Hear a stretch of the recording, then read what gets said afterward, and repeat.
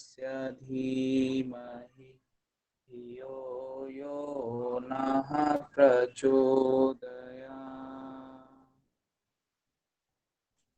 तो सबसे पहले जो इम्पोर्टेंट बात है, कल जो हमने देख रहा था, उन सभी को थोड़ा थोड़ा अभी कर लेंगे, उसके साथ फिर आगे बढ़ते हुए क्वेश्चंस जो मैंने भेजा था आपको, उन सभी क्वेश्चंस होते हुए हम लोग आगे बढ़ेंगे।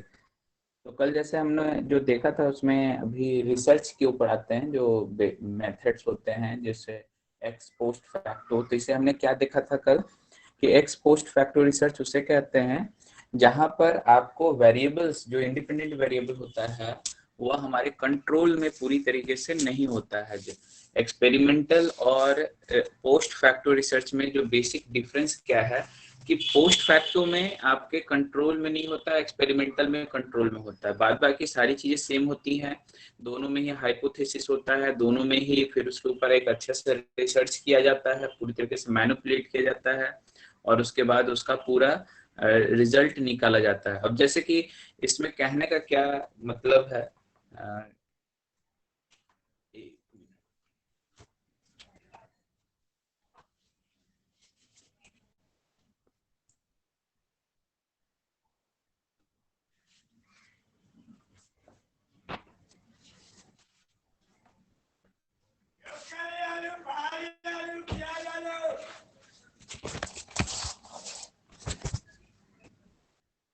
तो इसमें कहने का क्या मतलब है कि जो हम लोग प्रोसेस कर रहे हैं, उस प्रोसेस में आपका जो डिफरेंट डिफरेंट ग्रुप्स बनेंगे। अब जैसे कि यहाँ पर एक एग्जांपल लिया गया है कि वेट इन्फ्लुएंसेस का एडल्ट के ऊपर क्या मतलब प्रभाव पड़ता है, कि अगर आपका वेट अलग अलग है तो आपका कॉन्फिडेंस लेवल कैसा होगा। तो यहाँ पर वेट जो ग्रुप आप बनाएंगे, तो उस ग्रुप में आप ज्यादा कंट्रोल नहीं कर सकते। आपके पास जिस वेट के लोग हैं, जिस तरीके से हैं, वही आपके पास डाटा के रूप में रहेंगे। उसमें आप हर एक वेट और हर एक तरह के लोगों को ला पाना, और उस तरीके से आप जितना वेट चाहो उतना कर लो, जितना वेट कम करना चाहो उतना कर लो, इस तरीके से कुछ भी आपके हाथ में पॉसिबल नहीं है। यानी कि जो इंडिपेंडेंट वेरिएबल है, जो कि आपका वेट है डिफरेंट डिफरेंट पीपल्स का, उनके वेट के ऊपर आपका कंट्रोल नहीं है। आपके पास जो जैसे व्यक्ति आएंगे उसी के आधार पर आप वहां पर करेंगे। तो वहां पे क्या करते हो, आप एक ग्रुप को फॉर्म करते हो और ग्रुप के फॉर्मेशन के आधार पर फिर आगे बढ़ते हो। तो इस तरीके से जो पूरा प्रोसेस चल रहा है, इसे हम लोग क्या कहते हैं, एक्स फैक्टो। और जो नेक्स्ट प्रोसेस इसके बाद आता है, एक्चुअली मेरी पेन मिल नहीं रही है जिससे मैं लिखता हूँ, और इसलिए थोड़ी सी समस्या जा रही है, कहाँ कहीं शायद मिस हो रहा है। तो चलिए, जब तक पेन नहीं मिलता तब तक हम लोग आगे बढ़ते हैं इसमें। नेक्स्ट जो आपका को रिलेशनल जो हमने देखा था, उस को रिलेशन में क्या होता है कि इसमें एक्चुअली एक्सपेरिमेंट बहुत मतलब परफॉर्म नहीं किया जाता है। यहाँ पे आप सेकेंड लाइन में आप देख सकते हैं, यहाँ पर ये इस पॉइंट को आप देख सकते हैं। यहाँ पर आपका क्या होता है कि situations where performing an experiment is not possible, यानी कि एक्सपेरिमेंट जो होता है यहाँ पर पॉसिबल नहीं हो पा रहा है, लेकिन आप उसके बीच में दो वेरिएबल के बीच में रिलेशन चाहते हैं। अब जैसे क्या है कि कैंसर के ऊपर और मैरिज में हम लोग देख रहे हैं कि मैरिज अगर कर रहे हैं तो कैंसर होने की संभावना है या नहीं है। तो यहाँ पर कोई ब्रॉडर एस्पेक्ट में अगर आप देखें तो हम किसी भी तरीके से क्या नहीं कर सकते हैं, यहाँ पर हम किसी तरीके से आपका रिसर्च नहीं कर सकते हैं। लेकिन हम इसमें एनालिसिस कर सकते हैं। किसके बेसिस पर एनालिसिस कर सकते हैं कि आप पूरा डाटा कलेक्ट करोगे, डाटा कलेक्ट करने के बाद उसमें को रिलेशन निकालने की कोशिश करोगे और उसमें देखोगे कि क्या है, किस तरीके से मोस्ट लाइकली कैसे चल रहा है। तो यानी कि जो मोस्ट लाइकली होगा उसके बेसिस पे आप अपना आंसर करोगे, आप अपना पूरा डेवलप करोगे। तो को रिलेशनल स्टडीज जो होता है वह एक्सपेरिमेंट इसमें पॉसिबल इन जनरल नहीं होता है, तो वहां पर हम लोग को रिलेशनल स्टडी का को रिलेशनल लगाते हैं। पॉजिटिव, निगेटिव और जीरो हमने देखा था। पॉजिटिव को रिलेशन का मतलब क्या है कि एक के हेल्प से दूसरे का क्या हो रहा है, यानी कि आप एक के हेल्प से, एक वेरिएबल के हेल्प से दूसरे वेरिएबल में इंक्रीमेंट हो रहा है तो पॉजिटिव, अगर दोनों एक साथ इंक्रीज कर रहे हैं तो पॉजिटिव, और या फिर दोनों एक साथ डिक्रीज कर रहे हैं, घटाने से दूसरा भी घट रहा है तो भी पॉजिटिव। लेकिन अपोजिट चल रहा है, एक को बढ़ाने से दूसरा घट रहा है या एक को घटाने से दूसरा बढ़ रहा है, तो वो फिर क्या कहलाएगा, निगेटिव कोरिलेशन। और अगर एक के घटाने या बढ़ाने से दूसरे पे कोई फर्क ही नहीं पड़ रहा है, यानी कि जो आपका वेरिएबल है उससे एक वेरिएबल को आप प्लस माइनस कर रहे हो, जैसे स्टडी आपने क्या कहते हैं, मैरिज वाला और कैंसर वाले लोगों को आपने देखा, बहुत सारे आपने देखा कि कुछ मैरिज वाले भी कैंसर वाले हैं, कुछ नॉन मैरिज वाले भी हैं। तो उससे जब आपको एक पूरा अप्रोप्रिएट कुछ रिलेशन नहीं मिल पाता है तो उसे जीरो को रिलेशन कहा जाता है। तो इस तरीके से आप कोरिलेशन की बात कहते हैं, लेकिन मुख्य रूप से पॉजिटिव कोरिलेशन और negative correlation he in general आपके इसमें आते हैं। नेक्स्ट जो पॉइंट हमने किया था कि इसे अगर टेस्ट करना है, इसे मेजर करना है, तो उसके लिए कौन सा टेस्ट की बात की गई है, स्पीयर्समैन रो टेस्ट। तो ये इस टेस्ट की स्पेशलिटी क्या है कि ये रैंक के ऊपर बेस्ड होता है। तो आपको इस तरह से क्वेश्चन पूछा हुआ है एक्चुअली कि स्पीयरमैन रो में कौन कि टेस्ट में किस चीज का यूज किया जाता है, तो हमारे रैंक का यूज किया जाता है। तो इस बात का हम ध्यान देंगे। अब हमारे पास नेक्स्ट आता है हमारा एक्सपेरिमेंटल रिसर्च। तो एक्सपेरिमेंटल में वही हो गया सिर्फ कि हम पूरी तरीके से कंट्रोल्ड होता है, हमारा रिसर्च क्या होता है, पूरी तरीके से कंट्रोल्ड होता है। बाहर के जितने भी वेरिएबल होते हैं वो भी हमारे कंट्रोल में होते हैं, और जो इंडिपेंडेंट वेरिएबल होता है वह भी हमारे पूरी तरीके से कंट्रोल में होता है। तो इस केस में जो रिसर्च होता है, साथ में मैनिपुलेशन करते हैं, ऑब्जर्वेशन करते हैं, और एक हाइपोथेसिस होती है। तो ये पूरा जो रिसर्च कहलाता है एक्सपेरिमेंटल। यहाँ पे आप देख सकते हैं experimental and x factor research focuses on hypothesis testing, या एंड होगा, एंड जनरलाइजेशन, यानी कि उसका टेस्टिंग और उसका जनरलाइजेशन के ऊपर क्या करते हैं, दोनों ही करते हैं वर्क। लेकिन डिफरेंस केवल क्या आ रहा है, कंट्रोल ऑफ वेरिएबल। तो इस बात का ध्यान रखेंगे। और ये जैसे है, ये पूरा का पूरा एक्सपेरिमेंटल रिसर्च है, यहाँ पर आप पूरी तरीके से कंट्रोल में है आपका इंडिपेंडेंट वेरिएबल। आप चाहो तो फर्टिलाइजर बढ़ा सकते हो, आप चाहो तो घटा सकते हो, जितने आप चाहो उतना कर सकते हो। तो पूरी तरीके से आपके कंट्रोल में है, बाहर के भी फैक्टर को आपने कंट्रोल में कर लिया है। तो उससे डिपेंडेंट वेरिएबल का जो एक्सपेरिमेंट है, वो ऑब्जर्वेशन, वो सारी चीजें काफी ज्यादा बेहतर हो जाती हैं। तो इस तरीके के रिसर्च को एक्सपेरिमेंटल रिसर्च कहा गया। अब हमारा क्वेश्चन आता है, the major characteristic of correlation analysis is to seek out, यानी कि आपका क्या है, कोरिलेशन एनालिसिस जो है उसमें सबसे इम्पोर्टेंट जो किस चीज की हम लोग बात करते हैं, डिफरेंसेस अमंग वेरिएबल्स की बात करते हैं, वेरिएशन अमंग वेरिएबल्स की, एसोसिएशन या रिग्रेशन, इन चारों में से कौन सा होगा।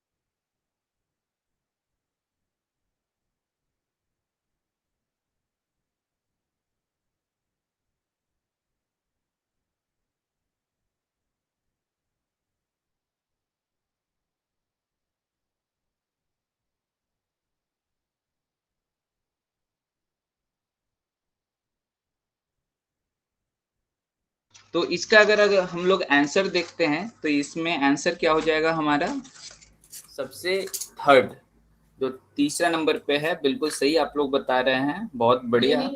क्योंकि अभी हमने देखा कि एसोसिएशन, एक दूसरे में एसोसिएट कैसे कर रहे हैं, उनके बीच का डिफरेंस देखने से कोई मतलब नहीं है हमारा, वेरिएशन देखने से कोई मतलब है कि उसमें भिन्नता क्या है, ये सब हमारा कोई टारगेट नहीं है। तो इस तरीके से क्वेश्चन आपके पूछे जाते हैं। नेक्स्ट क्वेश्चन को करेंगे, फटाफट आंसर देने की कोशिश कीजिए, और कहीं पे भी दिक्कत हो तो आप जरूर पूछ लीजिएगा।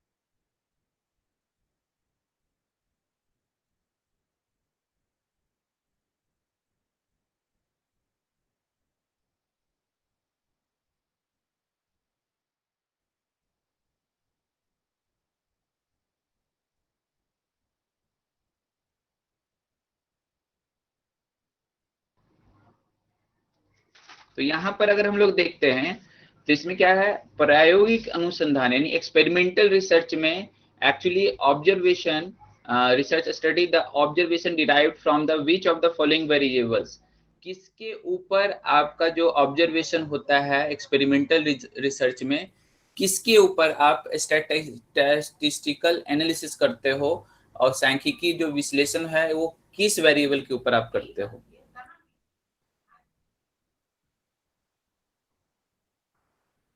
कंट्रोल वेरिएबल, कंट्रोल वेरिएबल के ऊपर आप रिसर्च करते हो।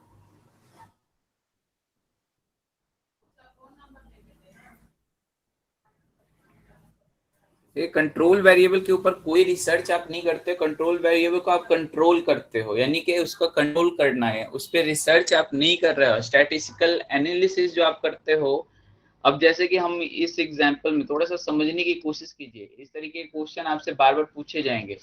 यहाँ पर ये जो पूरा हम लोग प्रोसेस कर रहे हैं, तो इसमें बाद में एनालिसिस किस बात पे हम लोग करेंगे, एनालिसिस हम ये करेंगे कि हमने अगर इतना फर्टिलाइजर दिया तो उससे प्लांट का ग्रोथ कितना हो रहा है, उसके फ्रूट्स कितने अच्छे आ रहे हैं, उसमें लीफ कैसा हो रहा है। तो इसका मतलब जिस जो डिपेंडेंट वेरिएबल है जिसके ऊपर इफेक्ट हो रहा है उसे स्टडी कर रहे हैं। ये तो आपके पूरे कंट्रोल में, ये बढ़ा सकते हो घटा सकते हो, उसके ऊपर एनालिसिस करने की कोई जरूरत नहीं है।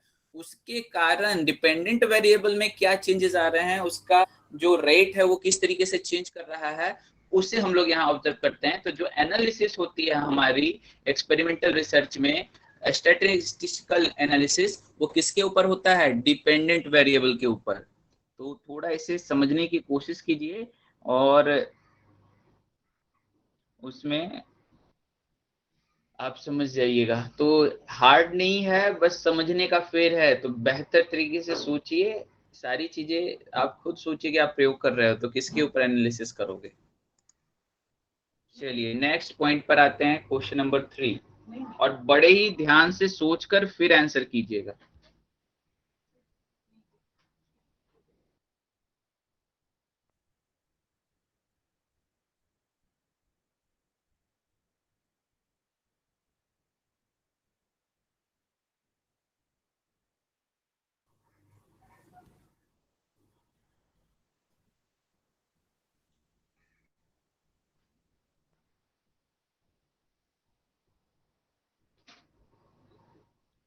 चलिए क्वेश्चन क्या कर रहा है हमारा, the study of why does stressful living result in heart attack.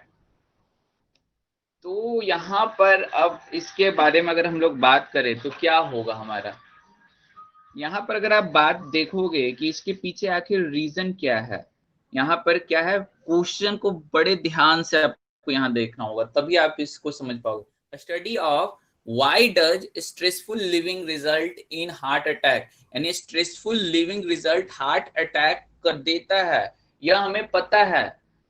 अब ये हमें बताना है कि क्यों देता है। तो क्यों की जब बात आ जाएगी, यानी कि आप एक्सप्लेनेशन पूछ रहे हैं उसका, व्हाई, तो इस तरीके का भी एक्सप्लेनेटरी रिसर्च आगे वैसे हम लोग देखेंगे भी कि किसे कहते हैं, जहां पे आपको वाई क्वेश्चन रहेगा, सिर्फ वाई की बात हो रही है, तो उस तरीके के रिसर्च को आप लोग क्या कहते हैं, हम लोग एक्सप्लेनेटरी रिसर्च। यानी आप यहाँ पे जो जैसे आप आंसर जो आप दे रहे हो थर्ड कोरिलेशन, तो कोरिलेशन यहाँ पर कुछ भी नहीं, यहाँ पे हमें पता है ऑलरेडी कि स्ट्रेसफुल जो सिचुएशन होता है वह अटैक, हार्ट अटैक में रिजल्ट गिवन होता है। अब यहाँ पे क्वेश्चन पूछ रहा है क्यों ऐसा होता है, क्यों मतलब उनको दिल का दौरा ज्यादा पड़ता है। तो इस तरीके का जो एक्सप्लेनेशन किया जाता है उसे एक्सप्लेनेटरी रिसर्च हम लोग कहते हैं।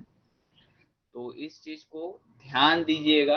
डिस्क्रिप्टिव रिसर्च जो होता है वहां पर क्यों नहीं पूछा जाता, अगर क्यों पूछा गया तो डिस्क्रिप्टिव नहीं है।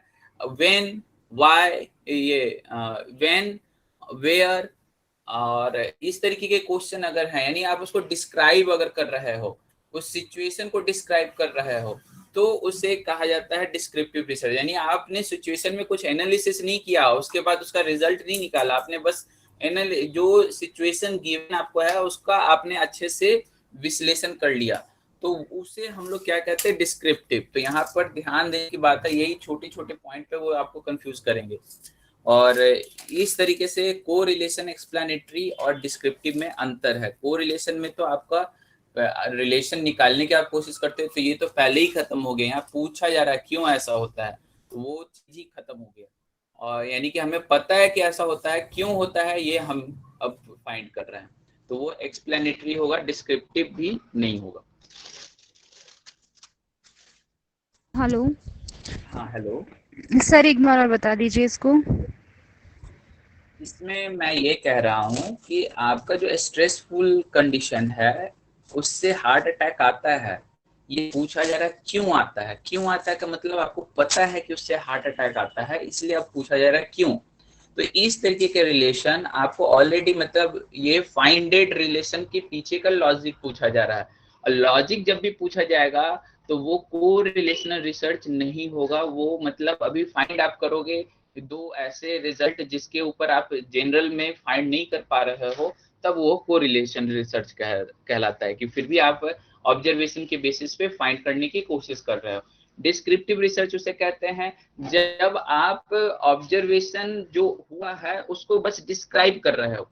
अभी आएगा आपके सामने डिस्क्रिप्टिव में कि व्हेन, वेयर, ये सारी बातें अगर हो रही हैं तो आपको डिस्क्रिप्टिव रिसर्च होता है।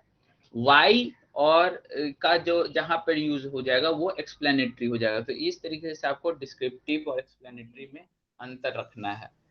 Is it clear? जी सर।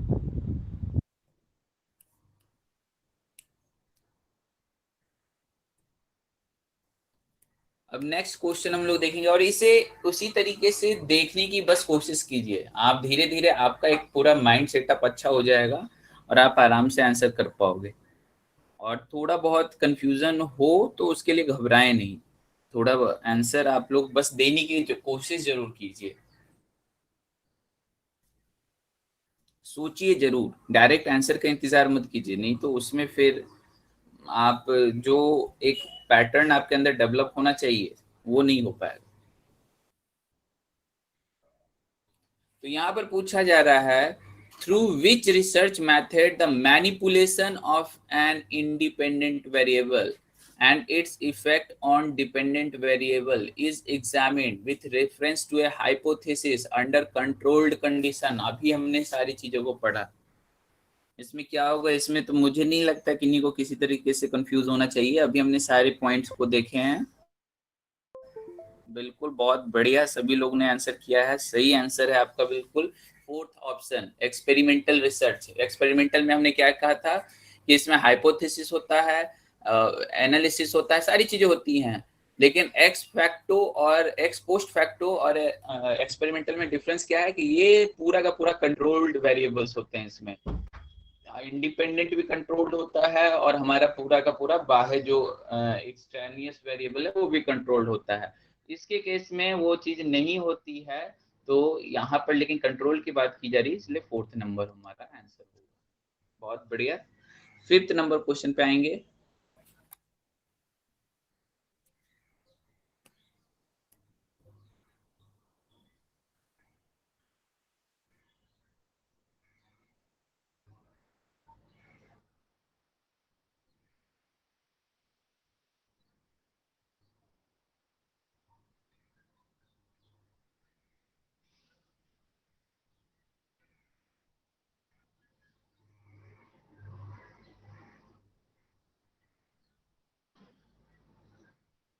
फिफ्थ नंबर क्वेश्चन क्या है, एक यूनिवर्सिटी, इसे देखिए बहुत ही ध्यान से पढ़िएगा। यहाँ पे बस आपको क्वेश्चन बहुत इजी है कि डिपेंडेंट वेरिएबल कौन सा है।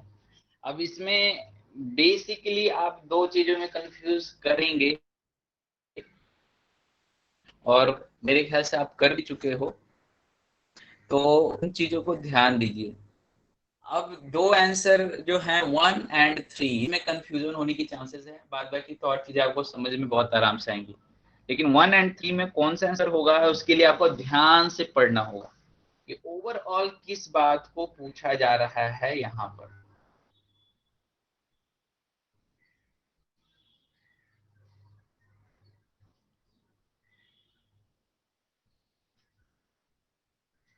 इसे हिंदी में एक बार आप पढ़ लीजिए, हिंदी में आप पढ़ोगे तो आपको जल्दी समझ में भी आएगा कि आंसर क्या होना चाहिए, अगर इंग्लिश में आपको कंफ्यूजन हो रहा है।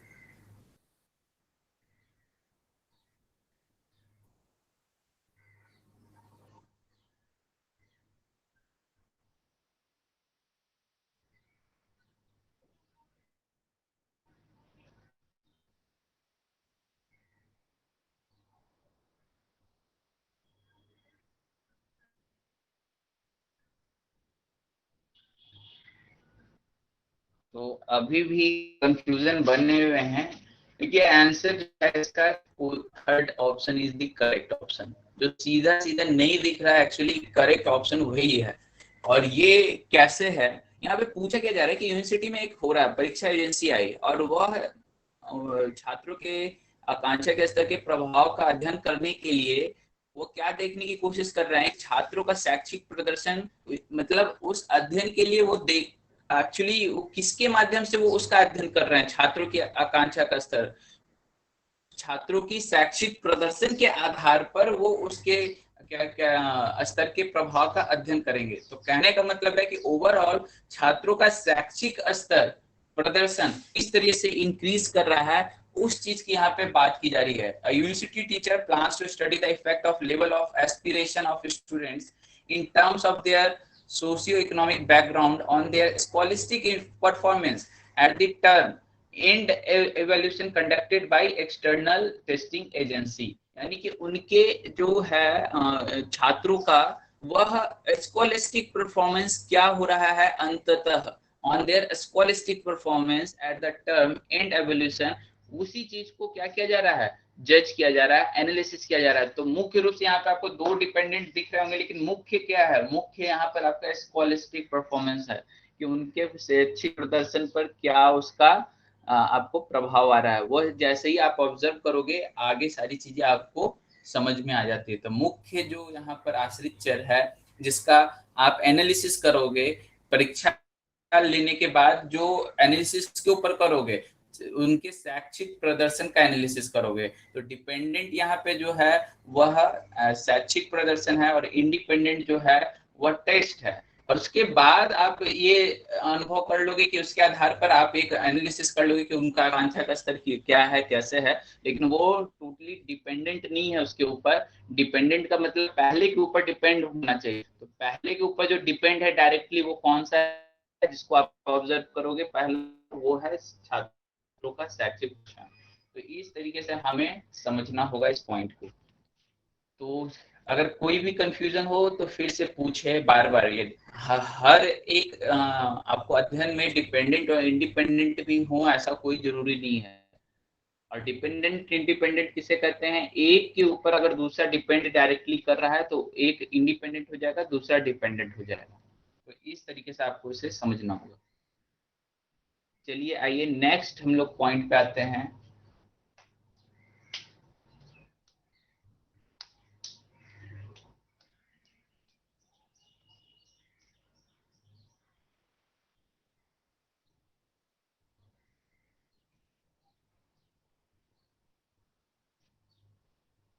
ओके, बहुत जल्दी इसके आंसर आ रहे हैं, बहुत बढ़िया। अच्छे तरीके से सभी लोग पढ़िए जरूर और आंसर कीजिए। सभी लोग आंसर करने की, ज्यादा से ज्यादा लोग आंसर करने की कोशिश कीजिए। यहाँ पर क्या है, विच of the following research formats.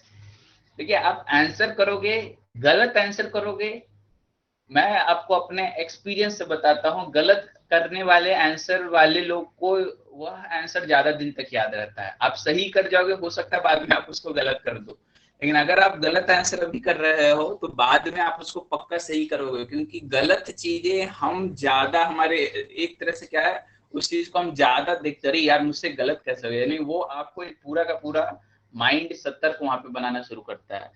तो इसलिए आंसर जरूर करें, और जब गलत हो तो फिर अपने आप को एनालिसिस करेंगे, ऑटोमेटिक एनालिसिस आपकी बढ़ जाएगी आपके ऊपर। तो ध्यान रखें। और सिर्फ आंसर देखने के लिए आप करते रहोगे तो बाद में भी आप बस देखते ही रहोगे और वहां पे आंसर करना आपके लिए डिफिकल्ट होगा। तो पेन उठाइए, या क्या है, यहाँ तो पेन नहीं है, आप अपने मोबाइल के ऊपर क्लिक कीजिए और आंसर दीजिए। आंसर देने से आपका कॉन्फिडेंस बढ़ेगा, गलत हो या सही ये इंपॉर्टेंट नहीं है। और इवन गलत पे ज्यादा अच्छे से आपको समझ में आएगा, क्योंकि आप समझने की कोशिश करोगे कि मैंने क्या नहीं सोचा। तो which of the following research format focuses on hypothesis testing and generalization. यहाँ नहीं दे पा रहे तो एटलीस्ट अपने कॉपी पे जरूर दीजिए, अपने साथ ईमानदार बने रहिए। तो यहाँ पर क्या है, हाइपोथेसिस टेस्टिंग और जनरलाइजेशन की बात की जा रही है। तो which of the following research format, तो अब यहाँ पर देखिए हाइपोथेसिस और जनरलाइजेशन, ये दोनों की जो बात हमने किया था, दो में किया था, एक्सपेरिमेंटल में भी होता है और एक्स पोस्ट फैक्टो रिसर्च में भी होता है। और यहाँ दोनों ऑप्शन किसके अंदर में है, वन के अंदर। तो यहाँ पे कोई सोचना ही नहीं है, यहाँ पे आपका डायरेक्ट ये आंसर हो जाएगा फर्स्ट नंबर ऑप्शन। और जो केस स्टडी रिसर्च या ये सारी जो चीजें दी हुई हैं वो केवल आपको उलझाने के लिए आती हैं। तो इसमें कुछ कुछ रिसर्च जो भी हैं उनको मैंने आगे लिख रखा है, बाद बाकी वो उलझाने के लिए आती हैं, इसलिए लेकिन हमें उसके बारे में पता हो तो हम कोई ज्यादा परेशान नहीं होंगे। Question number 7, if you are to calculate Spearman's rule, what kind of data you would enter। तो देखिए तो डायरेक्ट आ गया।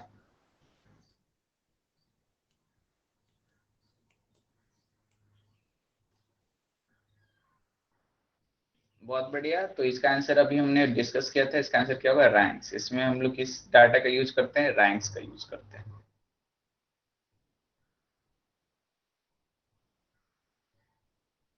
और रैंक्स को ही किस डाटा के, अगर नॉमिनल, अगर रैंक्स नहीं देता तो यहाँ पे और क्या ये दे करके आंसर कर सकता था।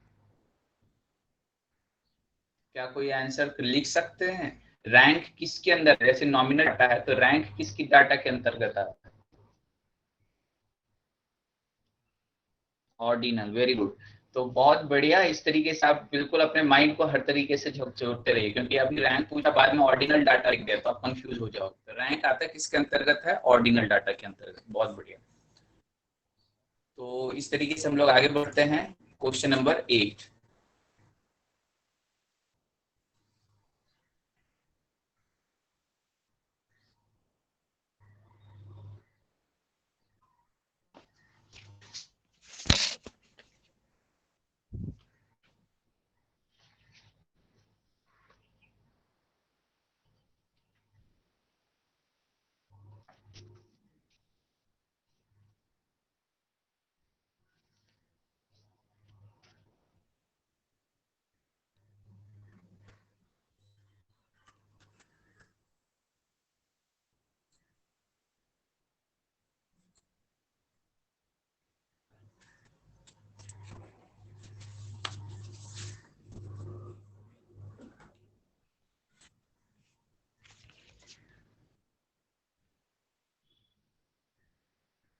यहाँ पर क्या आंसर हो जाएगा हमारा, ए variable that measures the effect of A manipulate variable.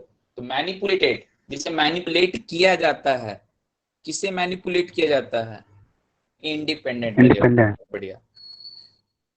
Third number कैसे होगा, डिपेंडेंट को मैनिपुलेट नहीं आप कर सकते। मैनिपुलेट यानी कि जिसको आप अपने मन से बढ़ा सकते हो, घटा सकते हो, मतलब आप उसे ऊपर नीचे कर सकते हो, माप सकते हो कि हमने कितना किया, और उसका प्रभाव आप देखते हो किसके ऊपर, डिपेंडेंट के ऊपर। तो मैनिपुलेट के effect of a manipulated is known as a variable that measures the effect of, अरे सॉरी यहाँ पे तो कुछ और लिखा हुआ है, सॉरी यहाँ पे तो इफेक्ट ऑफ की बात हो रही है ना। ए variable that measures the effect of a manipulated variable. Manipulated क्या होता है, वो होता है इंडिपेंडेंट वेरिएबल। किसे हम लोग मैनिपुलेट कर पाते हैं, इंडिपेंडेंट वेरिएबल को। और उसमें इंडिपेंडेंट वेरिएबल को हम लोग मैनिपुलेट कर सकते हैं, तो उसके इफेक्ट को किसके ऊपर हम लोग देखते हैं, तो इंडिपेंडेंट के इफेक्ट को आप किसके ऊपर देखते हो, डिपेंडेंट वेरिएबल के ऊपर। तो थर्ड नंबर जिन्होंने आंसर दिया वो बिल्कुल सही है। सॉरी मैं थोड़ा सा क्वेश्चन को सही पढ़ा नहीं था। Third number is correct. थोड़ा सा ध्यान दीजिए इस चीज को, आप सभी लोग जो हैं फोर्थ नंबर देखिए, देखिए आपका प्रभाव मेरे ऊपर पड़ा। मैंने सोचा कि मोस्ट ऑफ द आंसर सही होंगे, तो यानी कि क्वेश्चन मैंने उस हिसाब से सोच लिया। लेकिन यहाँ पर फिर क्वेश्चन पढ़ने के बाद समझ में आया कि ये मैनिपुलेटेड वेरिएबल, देखिए मैनिपुलेटेड वेरिएबल की बात होगी तो वो इंडिपेंडेंट है, मैनिपुलेटेड वेरिएबल की इफेक्ट की बात आएगी तो वो कौन सा होगा, डिपेंडेंट। उसका इफेक्ट किसके ऊपर पड़ता है, इंडिपेंडेंट का, वो डिपेंडेंट। डायरेक्टली आप उसे सोच सकते हो, समझ सकते हो। तो अब देखिए, ये मैं इस क्वेश्चन को सोच रहा था, इस क्वेश्चन में आप अगर आंसर करोगे तो वो फिर सही हो जाएगा। तो यहाँ पर variable that is manipulated is known as, किसे मैनिपुलेट किया जाता है, इंडिपेंडेंट वेरिएबल को। तो इन दोनों चीजों को ध्यान में रखिएगा।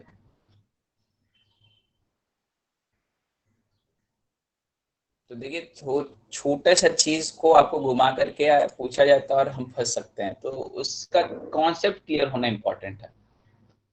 Independent and dependent variables options किसके अंतर्गत आता है, इंडिपेंडेंट और डिपेंडेंट किनके, किस अप्रोच के अंतर्गत हम लोग इंडिपेंडेंट और डिपेंडेंट वेरिएबल का बात करते हैं। अब देखिए, ये यानी हर जगह भी नहीं आता है, तो किसके अंतर्गत आता है इंडिपेंडेंट और डिपेंडेंट, तो अभी तक आपने पढ़ रखा है, उससे आप निकालो कि किसके अंतर्गत आता है। चलिए, बहुत बढ़िया, आंसर बिल्कुल सही आ रहे हैं, और answer is fourth.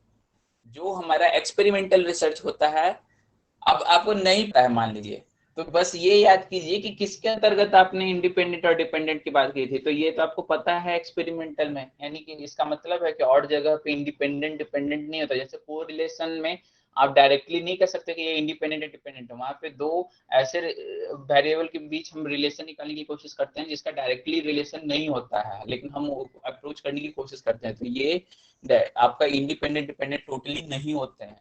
Non experimental research, ये तो एक्सपेरिमेंटल ही नहीं है, तो एक्सपेरिमेंटल ही रिसर्च डिपेंडेंट इंडिपेंडेंट होता है। डिस्क्रिप्टिव वहां पे तो जस्ट आप डिस्क्राइब करते हो, तो ये सारी चीजें आपको माइंड में होनी चाहिए। तो सिर्फ आंसर पे ही मत जाइए, और सारी चीजों को भी एनालिसिस कर लीजिए साथ में, यानी कि ये है तो ये नहीं है, ये चीज भी आपके माइंड में सेटअप हो जाना चाहिए।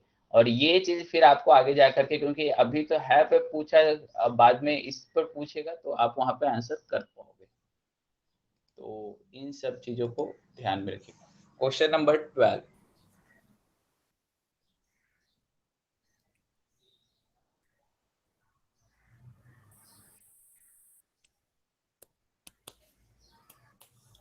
the kind of numbers which do not represent amounts but instead represent kind are called, kind को कौन करता है, अमाउंट नहीं बताता, केवल काइंड बताता है।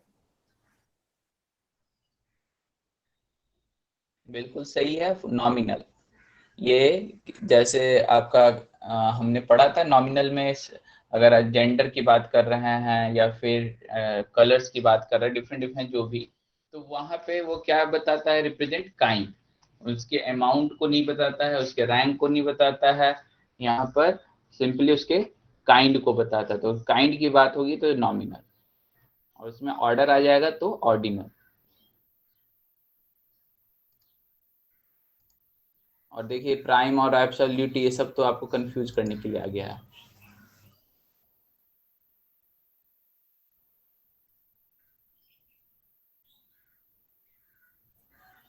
For which type of research the action words control, manipulate and observe are most relevant? तो कंट्रोल मैनिपुलेट फिर से दोबारा क्वेश्चन आ चुका है, ये कौन सा होगा हमारा, 1। बहुत बढ़िया। 14, in which of the following method research the independent variable has to be selected rather than manipulated? चलिए, इस क्वेश्चन का आंसर देखता हूँ, सोचते हुए आंसर कीजिए। भैया स्क्रीन शेयर नहीं हो पा रहा है, नहीं दिख पा रहा है थोड़ा सा। स्क्रीन शेयर नहीं दिख रही है, मेरे ख्याल से तो मेरा दिख तो रहा है, दिख। एक मिनट, आप नाम पे कर लो एक बार वहां पर, वहां से आपको दिखेगा फिर।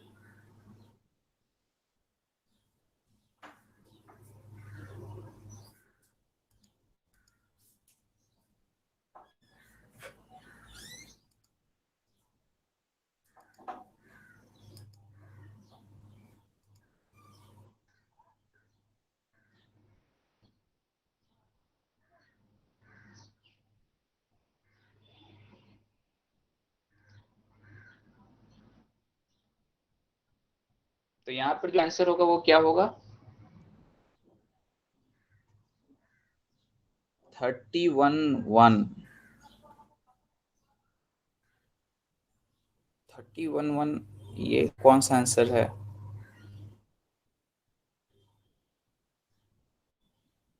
यहाँ पे जो आंसर होगा आपका वो बिल्कुल सही है, एक्सपेरिमेंटल मेथड। ये इसमें क्या, सॉरी, एक्सपेरिमेंटल मेथड। अच्छा, एक्सपेरिमेंटल क्यों होगा? जिन्होंने भी लिखा है, ये तो बड़ा मतलब सोचने वाला क्वेश्चन है, थोड़ा सा आपको सोचना था कि इंडिपेंडेंट वेरिएबल को सेलेक्ट किया जाता है रेदर मैनिपुलेटेड। मैनिपुलेट करने का मतलब होता है कि आप उसमें छेड़छाड़ कर सकते हो, आप उसे प्लस माइनस कर सकते हो, आप उसे कंट्रोल कर सकते हो। तो मैनिपुलेट वर्ड जहां पे भी आता है वह कंट्रोल करने के लिए होगा। और जो आपका बात किया जाता है एक्सपेरिमेंटल में, वहां पर वो मैनिपुलेटेड होता है। यहाँ पे मैनिपुलेटेड की बात ही नहीं की गई है, तो आप फिर यहाँ पे तो इसी इसी चीज में फंसाने के लिए आया था और आप उसमें फंस रहे हो। मैनिपुलेट नहीं किया जाता, आप केवल उन्हें सेलेक्ट कर सकते हो। अब जैसे कि मोटे लोगों को हमने ग्रुप बनाया तो उन्हें हमने सेलेक्ट किया, हम उनके वेट को घटा बढ़ा नहीं सकते हैं, तो हम वहां मैनिपुलेट नहीं कर सकते हैं, हम केवल उन्हें सेलेक्ट कर सकते हैं। तो जब भी ये आएगा क्वेश्चन, तो यहाँ पे कौन सा हमारा मेथड होगा? X post facto. तो जिस चीज के लिए पूछा जाता है, समझिए, वो आपके माइंड के साथ गेम खेलते हैं और वहां पर हम फंसते ही फंसते हैं, क्योंकि एक्सपेरिमेंटल हमें बहुत बार माइंड में आया हुआ होता है। तो इन चीजों को, बारीक डिफरेंसेस को थोड़ा सा ध्यान रखिए और इसमें गलतियां ना करें। तो आइए अब हम लोग स्टार्ट करते हैं अपने आगे के टॉपिक को। काफी क्वेश्चंस हमारे बीच आ चुके हैं।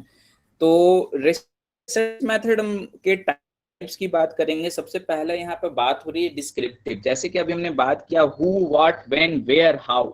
हाउ भी इसमें जो है वह रिसर्च के रेस्पेक्ट में नहीं आ रहा है, केवल आपने कैसे कलेक्ट किया, कहाँ से कलेक्ट किया, उसकी बात हो रही है। और उसका रिसर्च में अगर हाउ आ रहा है तो वो आपको क्वेश्चन के आधार पर समझना होगा। रिसर्च का हाउ आ रहा है तो वो फिर एक्सप्लेनेटरी हो जाएगा।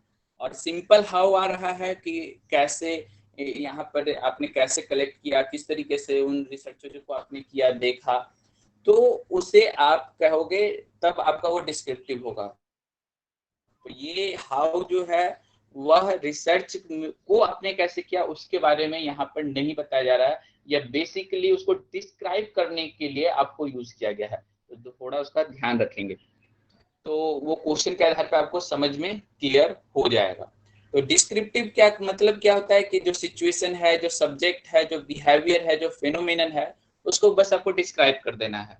यानी कि जो आपने इकट्ठा किया, पूरा डाटा, सारी चीजें जो इकट्ठा किए, उसको आपने क्या किया, आंसर क्वेश्चन के फॉर्म में उसको डिस्क्राइब कर दिया कि कहाँ से किया, कैसे किया, क्यों किया, जो भी है, केवल लेकिन डिस्क्राइब कर रहे हैं, उसको डिस्क्राइब कर रहे हैं। उसके ऊपर आपने कोई भी एक जो है रिजल्ट उसका नहीं निकाला, आपने आपने बस उसको डिस्क्राइब किया है। तो ये है डिस्क्रिप्टिव रिसर्च। और इसलिए इसे समझने की जरूरत है। आप वर्ड्स पे चले जाओगे तो फंस सकते हो, क्योंकि कभी कभी हाउ पे क्या हो जाएगा, एक्सप्लेनेटरी रिसर्च हो जाएगा, और वहां आप बोलोगे अरे यार यहाँ तो हाउ इसमें लिखा हुआ है। तो हाउ का मतलब क्या है? हाउ का मतलब यहाँ पर है कि जो आपने रिसर्च किया उसको डिस्क्राइब करने में अगर हाउ वर्ड यूज हो रहा है तो हाउ, यानी कि किस तरीके से सारी चीजें करके आप उसको अच्छे से डिस्क्राइब कर सको घटना को, तो इसे डिस्क्रिप्टिव रिसर्च कहा जाता है। दूसरा है एक्सपेरिमेंटल रिसर्च। तो एक्सपेरिमेंटल रिसर्च हमने अच्छे से भी पढ़ लिया है, देख लिया है। तो इसमें क्या था कि हमारे हाइपोथेसिस होते हैं, हमारा पूरा कंट्रोल वेरिएबल होता है, और उसके ऊपर आप अच्छे तरीके से कंट्रोल वेरिएबल, यानी जिसे आप दूसरे वर्ड में मैनिपुलेटेड भी कहते हैं, मैनिपुलेटेड इंडिपेंडेंट वेरिएबल होता है, और उससे आप एक अच्छे तरीके से रिसर्च करते हुए फाइनल रिजल्ट तक पहुंचते हैं। तो इसे हम लोग कहते हैं एक्सपेरिमेंटल रिसर्च। अब डिस्क्रिप्टिव जो स्टडीज है उसको दो पार्ट में बांटा गया है, और इसे थोड़ा ध्यान से सुनिए, बहुत आसान है। पहला जो है वह है क्रॉस सेक्शनल स्टडी, और दूसरा पार्ट जो है वह है लॉन्गिट्यूडनल स्टडी। अब इन दोनों में जो डिफरेंस है बेसिक, क्रॉस सेक्शनल स्टडी में दिया गया, क्रॉस सेक्शनल यानी कि छोटे उम्र वाले को उससे बड़े उम्र वालों का ग्रुप आपने लिया, और उससे बड़े उम्र वाले का ग्रुप लिया, और उनके ऊपर आप डिस्क्रिप्टिव स्टडी कर रहे हैं। आप देख रहे हो कि जो छोटे वाले हैं उसका बिहेवियर किस तरीके से है, आप जो उससे थोड़े बड़े वाले ग्रुप आपने बनाए उसका बिहेवियर कैसे है, और जो आपने ओल्ड ग्रुप एज वाले को बनाया उसका बिहेवियर कैसे है। तो इन बिहेवियर के ऊपर आप एनालिसिस करते हुए आपने अपनी स्टडी तैयार की है। तो ये स्टडी क्या होती है, एक एट ए टाइम आप डिफरेंट डिफरेंट ग्रुप बना करके, डिफरेंट डिफरेंट एज ग्रुप को का एक एक ग्रुप बना करके आपने उसके ऊपर क्या कर लिया, एक सिंपल स्टडी कर लिया। तो उसे हम लोग क्या कहते हैं, इसे हम लोग क्रॉस सेक्शनल स्टडी कहते हैं। तो इसमें क्या है, analysis data from a population or a representative subset at a specific point in a time, यानी एक ही टाइम पे हम इसे स्टडी कर रहे हैं डिफरेंट डिफरेंट ग्रुप के लोगों के ऊपर। और जो हमारा लॉन्गिट्यूडिनल स्टडी होता है वो एक्चुअली क्या होता है, उसमें आप डिफरेंट डिफरेंट लोगों के ऊपर नहीं स्टडी करते हो, जबकि एक ही आदमी के ऊपर उस आप स्टडी करते हो। यानी कि आज फिर 10 साल बाद उसका कैसा बिहेव हो रहा है, 20 साल बाद उसका कैसा बिहेवियर हो रहा है, यानी कि बिहेवियर चेंजेस आपका हर एक 10 साल बाद किस तरीके से चेंज करते चला जा रहा है। यानी कि आपका पूरा पैटर्न यहाँ पे अब देखिए, एक ही व्यक्ति अलग जैसे जैसे बड़ा हो रहा है आप उसका पूरा एनालिसिस कर रहे हैं। तो ये काफी लॉन्ग पीरियड का टाइम में आपको ये स्टडी कंप्लीट होता है। जैसे कि आप हैरी पॉटर सीरीज देख सकते हो, उसमें एक ही बच्चे के साथ उन्होंने क्या किया, पूरा का पूरा मूवी बनाया है। तो इससे हम लोग कहते हैं, इस तरह का अगर स्टडी है, इस तरीके के रिजल्ट के बेसिस पर अगर आपका स्टडी हो रहा है तो उसे हम लोग क्या कहते हैं, लॉन्गिट्यूडिनल स्टडी। लॉन्गिट्यूडिनल स्टडी में एक स्पेशल नेम लिया गया है, कोहोर्ट स्टडी। कोहोर्ट स्टडी का मतलब क्या होता है कि इसमें आपका बेसिकली जैसे कि आप 10 ऐसे लोगों के ऊपर कर रहे हैं रिसर्च जो डिफरेंट डिफरेंट कंट्री के हैं, या डिफरेंट डिफरेंट रिलीजन के हैं, या डिफरेंट डिफरेंट जगहों के हैं, तो उसे आप कोहोर्ट स्टडी नहीं करेंगे, लेकिन नहीं कहेंगे, लेकिन आप एक ही जगह पे या एक ही एरिया में एक ही रिलीजन के 10 लोगों को किया आपने सिलेक्ट, और उनके ऊपर लॉन्गिट्यूडिनल आप स्टडी कर रहे हो। तो इस स्टडी को हम लोग क्या कहते हैं, कोहोर्ट स्टडी। यानी कि उसमें जो आप पार्टिकुलर जो ग्रुप बना रहे हो, जो सैंपल ले रहे हो, उसमें सेम तरीके के सेम जो कैरेक्टरिस्टिक वाले ऐसे लोगों को आप क्या कर रहे हो, सिलेक्ट कर रहे हो। तो इस तरीके का जो स्टडी होता है वो कोहोर्ट स्टडी होता है। तो मेरे ख्याल से ये चीजें क्लियर होंगी। अगर इसमें कोई कंफ्यूजन है तो आप पूछ सकते हैं, अदरवाइज हम लोग आगे बढ़ते चले। कोहोर्ट स्टडी फिर से एक बार बता दीजिए प्लीज। कोहोर्ट स्टडी जो है वो आपका वैसा स्टडी की बात की जा रही है जिसमें, जैसे कि मान लीजिए कि आप एक ले लिए हिंदू धर्म से, एक आप ले लिए मुस्लिम धर्म से, एक आप ले लिए सिख धर्म से, तो अलग अलग व्यक्तियों के ऊपर आप कर रहे हो, तो उनकी कैरेक्टरिस्टिक जनरली डिफरेंट डिफरेंट होगी, क्योंकि उनका एक पूरा डिफरेंट सिचुएशन है। तो इस तरीके से अगर आप स्टडी कर रहे हो तो उसे आप कोहोर्ट स्टडी नहीं कहोगे। कोहोर्ट स्टडी में आपको दिखाना होता है कि आप एक ही सेम ग्रुप से आप सभी लोग को ले रहे हो। तो यहाँ पे जैसे आप पहले तो ये है कि किस बेसिस पे आपने ग्रुप बनाया वो पहले डिफाइन कर दीजिए, और वो अगर हर एक सेम ग्रुप के ले रहे हैं, जैसे कैरेक्टरिस्टिक जिनका, जैसे कि आपने हिंदू धर्म से ही 10 लोगों का कलेक्ट किया, तो वहां पे सेम ग्रुप हो गया कि हाँ हिंदू धर्म से हमने इतना को कलेक्ट किया है और उसके बेसिस पे हम पूरे स्टडी कर रहे हैं, या मुस्लिम धर्म से हमने कलेक्ट किया उसके बेसिस पे हम स्टडी कर रहे हैं, या सिख धर्म। तो एक ही ग्रुप, या फिर वो यहाँ पर आपने रिलीजन के बेसिस पे बनाया, या फिर आप बना सकते हो कि सेम एटीट्यूड वाले या सेम कैरेक्टरिस्टिक वाले वैसे लोगों का ग्रुप बना करके, और उसके ऊपर अगर आप स्टडी कर रहे हो लॉन्गिट्यूडिनल स्टडी, तो उसे हम लोग कहते हैं कोहोर्ट स्टडी। मेरे ख्याल से समझ में आ गया होगा। Yes sir. ओके।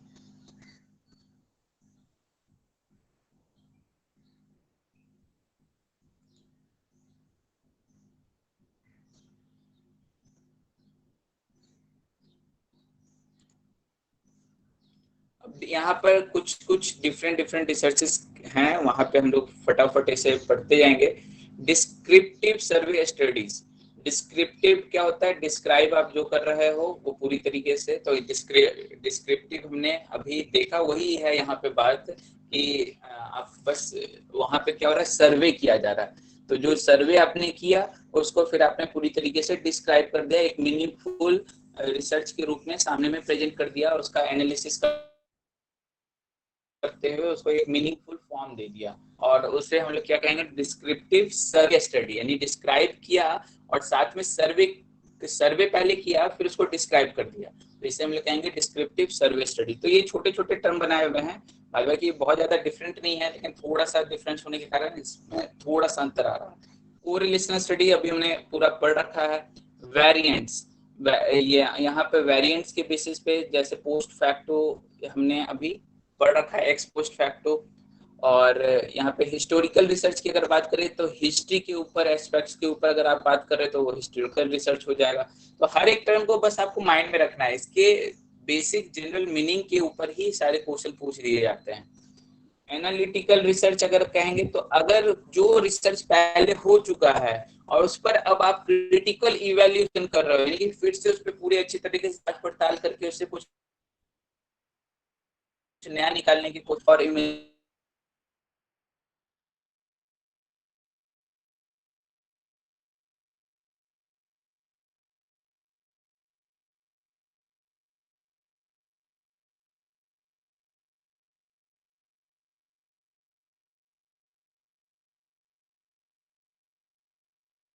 तो आपका हो जाएगा एक्सप्लेनेटरी, उस पूरे रिसर्च को जो है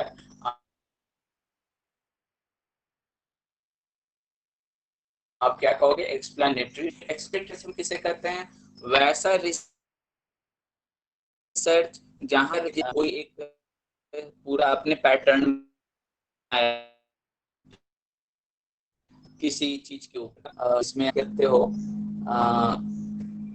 इसमें थोड़ा आउटसाइड नॉइज ज्यादा आ रहा है तो थोड़ा ध्यान रखिएगा, ये सही समझ रहा है। यहाँ पर बात की जा रही है वह किस से, मान लीजिए आप कौन सा आपका एक सब्जेक्ट ले, आप के ऊपर पूरा एक रिसर्च करना चाहते हो, धारणा ध्यान से पूरे जो प्रोसेस है वो कैसे असर करता है, ये पूरा आप बनने की कोशिश करना चाहते हो। तो ये पूरी कोशिश, इस पर रिसर्च नहीं हुआ, किस तरीके से आपका ह्यूमन पे इफेक्ट्स के ऊपर रिसर्च नहीं हुआ, और आपने अपना एक पूरा मॉड्यूल डिजाइन किया है और एक आप उससे रिजल्ट दिखाने की कोशिश कर रहे हो। तो अगर आज तक पहले कभी इस पे रिसर्च नहीं हुआ है, फर्स्ट टाइम हो रहा है, तो उस पर जैसे कि आप बहुत बड़ा खर्च नहीं करोगे, आप उसमें पहले क्या करोगे, एक छोटा सा रिसर्च करोगे और उसमें देखोगे कि क्या जो मैंने मॉड्यूल डिजाइन किया, जो मैंने पूरा स्टडी डिजाइन तैयार किया है, क्या वो उसके ऊपर फिजिबल है या नहीं है। तो इसे क्या कहते हैं कि मेन रिसर्च से पहले आप एक रिसर्च को क्या करते हो, परफॉर्म करते हो, और इसे ही आप क्या कहते हो, एक्सप्लोरेटरी रिसर्च। तो इन जनरल ये किसमें यूज होता है, पायलट स्टडी में। अब पायलट स्टडी किसे कहते हैं, उसे ही कहते हैं जो आप फर्स्ट टाइम पे कर रहे हो, एक्चुअली में उस पर ज्यादा कुछ भी नहीं हुआ या बहुत कम हुआ है पहले रिसर्च, और आप उस पर रिसर्च करना चाहते हो, तो पहले आप एक छोटा कॉस्ट के साथ उसे करते हो, फिर उस पर फिर बड़ा डिजाइन करके उस सारी चीजों को बनाते हो। तो जो भी अनुमान आपका है वह अभी जो है फुलफिल नहीं हो सकता है, डायरेक्टली आप नहीं कह सकते, तो उसके आधार पर आप क्या करते हैं, पहले पायलट स्टडी करते हैं, फिर मेन स्टडी में जाते हैं जब उसके ऊपर अच्छी स्टडी हो चुकी होती है। तो ये हो गया हमारा पायलट स्टडी, और उससे रिलेटेड हो गया एक्सप्लोरेटरी रिसर्च। अब नेक्स्ट जो इम्पोर्टेंट बात है, फंडामेंटल और अप्लाइड रिसर्च, ये हमने पढ़ा है, और उसी चीजों को है कि फंडामेंटल रिसर्च क्या है, कि जो भी आपके थ्योरी बेसिस है, प्योर रिसर्च इसे कहा जाता है। ये ध्यान रखिएगा, इसे 3 नाम दिया गया, फंडामेंटल या प्योर या बेसिक रिसर्च। तो जो पूरी तरीके से आपका मतलब थ्योरी के ऊपर थ्योरी, थ्योरी के ऊपर थ्योरी जो रिसर्च हो रहा है, एक जो थ्योरी है उसके ऊपर जो रिसर्च बेसिक कहलाता है, और उसका जो एप्लीकेशन होना शुरू होता है तो आप उसे क्या कहते हैं, अप्लाइड रिसर्च। तो एप्लीकेशन यानी कि आप उसे जो रियल लाइफ में यूज कैसे कर सकते हैं, उससे डिफरेंट डिफरेंट इंस्ट्रूमेंट कैसे हम बना सकते हैं और क्या नए नए चीजों को डेवलप कर सकते हैं, टेक्नोलॉजी कैसे बेहतर से उससे डेवलप कर सकते हैं उस थ्योरी की हेल्प से, तो इसे हम लोग अप्लाइड रिसर्च कहते हैं। On the basis of process, process के बेसिस पे दो तरह के रिसर्च की बात की गई है, क्वांटिटेटिव रिसर्च और क्वालिटेटिव रिसर्च। तो क्वांटिटेटिव जो क्वांटिटी के ऊपर है, यानी यहाँ पर आपको, अब यहाँ पे देखिए कुछ ये सारी चीज क्यों है, यानी यहाँ पे एक रिडक्शनिज्म जो वर्ड है, इस वर्ड का यूज, इस तरीके के वर्ड का वो कभी कभी यूज कर लेते हैं। तो इसका मतलब क्या है, क्वांटिटेटिव रिसर्च जो है उसे रिडक्शनिज्म भी कहा गया है। अब ऐसा क्यों कहा गया है, तो इसके पीछे जो उद्देश्य ये है कि एक्चुअली में जब क्वांटिटेटिव एनालिसिस की जाती है तो वहां पर बहुत सारे ऐसे कॉम्प्लेक्स चीजें होती हैं जिसके बारे में आप डाटा नहीं बना सकते हो, और उसके बारे में आप के बेसिस पे उसके बारे में नहीं बता सकते। अब मैं बोलूंगा कि अच्छे आदमी कितने, बस अच्छे आदमी हैं, अब 5 अच्छे में कौन कैसा कितना अच्छा है, हमें उसके बारे में कुछ भी वहां से क्वांटिटेटिव से क्या नहीं पता चलेगा। तो कहने का मतलब है कि अगर कहीं पे भी practice of analysing describing of complex phenomena, अगर कॉम्प्लेक्स जो बहुत ही कॉम्प्लेक्स है, जैसे कितना अच्छा है कि क्या है, तो वहां पर ये जो है आपका क्वांटिटेटिव रिसर्च आपको बहुत ज्यादा हेल्पफुल नहीं होता है। आपका हेल्प देखिए क्वांटिटेटिव में कहीं ना कहीं आप क्वालिटेटिव से बाद में क्वांटिटेटिव में उसको बदलने की कोशिश करते ही हो, क्योंकि डाटा एनालिसिस क्वांटिटेटिव में ही संभव हो पाता है, क्वालिटेटिव में नहीं ज्यादा अच्छा से संभव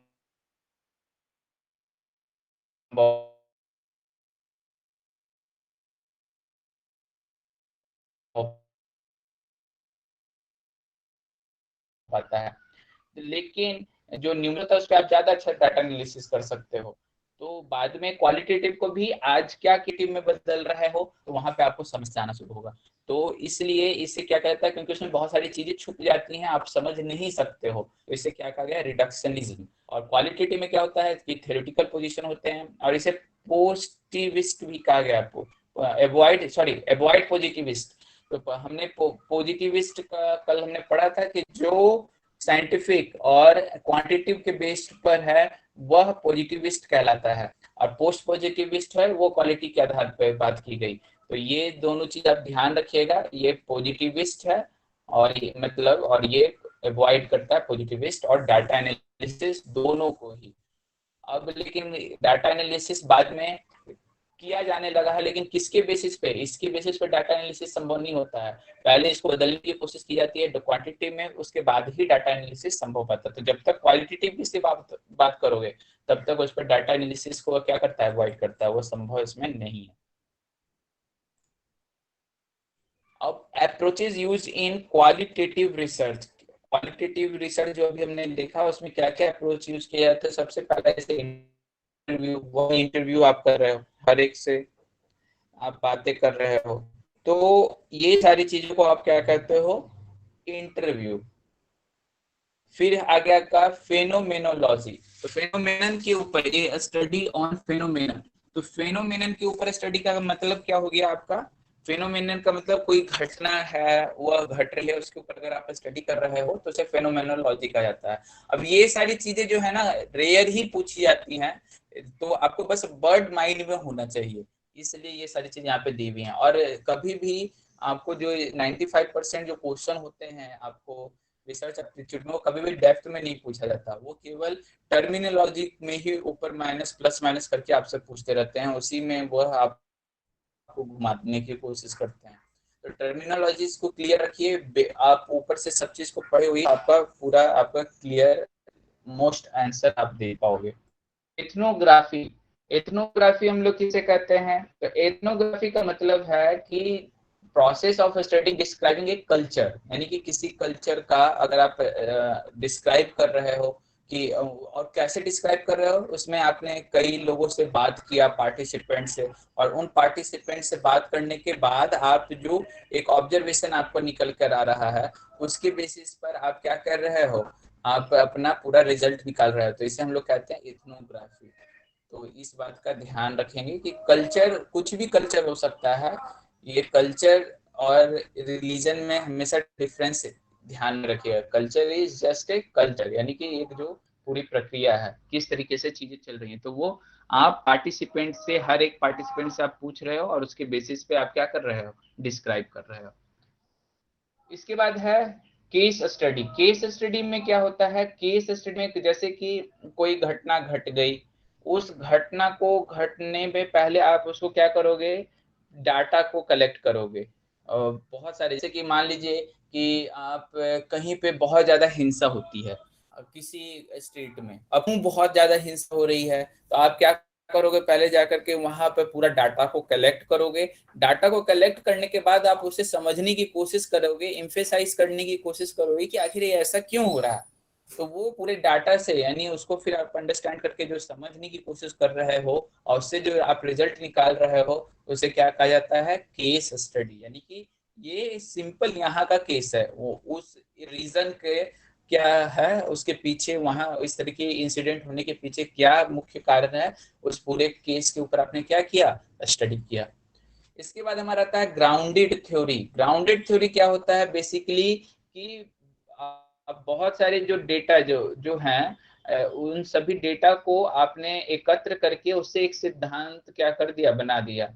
तो इस तरीके के प्रोसेस को हम लोग क्या कहते हैं, ग्राउंडेड थ्योरी। यानी कि अब जैसे कहीं पे भी ये आपसे पूछा जा सकता है कि कैसे आप अगर आप डेटा कलेक्ट किए और उनके बेसिस पे एक न्यू थ्योरी दे दिए, तो वो आपको क्या कहलाएगा, तो वहां पर आपको ग्राउंडेड थ्योरी कहना होगा। कि इसे हम लोग क्या कहेंगे, ग्राउंडेड थ्योरी। यानी कि चीजें दी हुई हैं, उसके हेल्प से आपने एक न्यू थ्योरी बना दिया, यानी कि आपने कुछ अलग नहीं किया, बस उन थ्योरीज में ही तोड़ मरोड़ कर उनमें प्लस माइनस करते हुए आपने एक न्यू थ्योरी को क्या किया है, प्रेजेंट कर दिया है, तो जनरलाइज कर दिया है।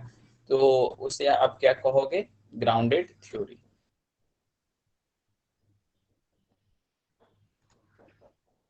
Action research. एक्शन रिसर्च को हमने पहले ही भी बात कर लिया था। एक्शन रिसर्च किसके लिए होता है और अप्लाइड और एक्शन में क्या अंतर होता है। अप्लाइड एक जनरल बहुत बड़े ग्रुप के ऊपर अगर आपको करना है तो अप्लाइड वहां पे होता है। और अप्लाइड में क्या होता है कि पूरी तरीके से फंडामेंटल में जो दी हुई थी, जो प्योर रिसर्च में होती है, उसे पूरी तरीके से फॉलो करने की कोशिश की जाती है। एक्शन में क्या होता है, इमीडिएट आपको कोई चीज करना, किसी छोटे इंस्टीट्यूट, स्पेशली जो स्कूल्स और इन सभी जगहों पे किया जाता है, एक्शन रिसर्च किया जाता है।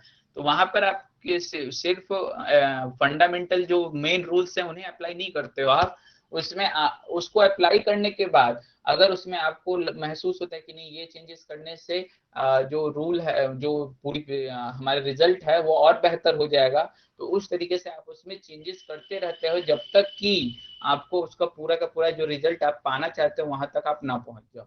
तो इसे हम लोग क्या कहते हैं, एक्शन रिसर्च। तो इन दोनों में बेसिक जो डिफरेंस है वो आप बस ध्यान रखिए, आप इसमें सही तरीके से आगे। कॉन्सेप्चुअल और इम्पेरिकल जस्ट आपका अप्लाइड है। इम्पेरिकल जो है वो अप्लाइड की तरह है, कॉन्सेप्चुअल जो है वो फंडामेंटल की तरह है। तो कोई भी कॉन्सेप्ट के बेसिस पर अगर आप रिसर्च कर रहे हो तो वो आप मतलब थ्योरी थ्योरी के ऊपर ही रिसर्च कर रहे हो तो वो आपका कॉन्सेप्चुअल होगा। उसी के ऊपर अगर प्रैक्टिकल रिसर्च कर रहे हो तो उसे हम लोग एम्पेरिकल रिसर्च कहते हैं। तो एम्पेरिकल में आप क्या कहते हैं, system and theory which is without due regards for system and theory. यानी सिस्टम और थ्योरी की उसमें ज्यादा जरूरत नहीं होती है, आप मतलब जरूरत रहता है लेकिन उसको बेसिस पे आप उसके डाटा का एक्चुअली जो एनालिसिस कर रहे हो, जो थ्योरी से जो डाटा आया उसके ऊपर आप पूरा जो एक्सपेरिमेंट कर रहे हो और सारी चीजें कर रहे हो, तो उसे हम लोग क्या कहते हैं, एम्पेरिकल रिसर्च। यानी कि डाटा के ऊपर गए, आप पूरे ऑब्जर्वेशन किए, एक्सपेरिमेंट किए, तो उसे हम लोग क्या कहते हैं, एम्पेरिकल रिसर्च। तो ये जो है पॉजिटिविस्ट अप्रोच कहा जाता है। क्यों? क्योंकि पूरी तरीके से डाटा और इन सब चीजें, इसमें थ्योरी जो है उसका उपयोग हो करके जो डाटा निकल के आया, उस डाटा के ऊपर आप पूरा का पूरा प्रैक्टिकल अप्रोच के साथ एक्सपेरिमेंट कर रहे हो, तो इसे एम्पेरिकल रिसर्च कहा जाता है। अब यहाँ पे कुछ छोटे छोटे टर्म्स हैं, बस एक बार हम लोग देखते जाएंगे फटाफट। और ये टर्म्स कभी कभी मतलब आए हुए हैं, लिखे हुए हैं, लेकिन आंसर वो होते नहीं एग्जैक्टली, लेकिन आपको पता होने से क्या होगा, आप कंफ्यूज नहीं होगे इनमें।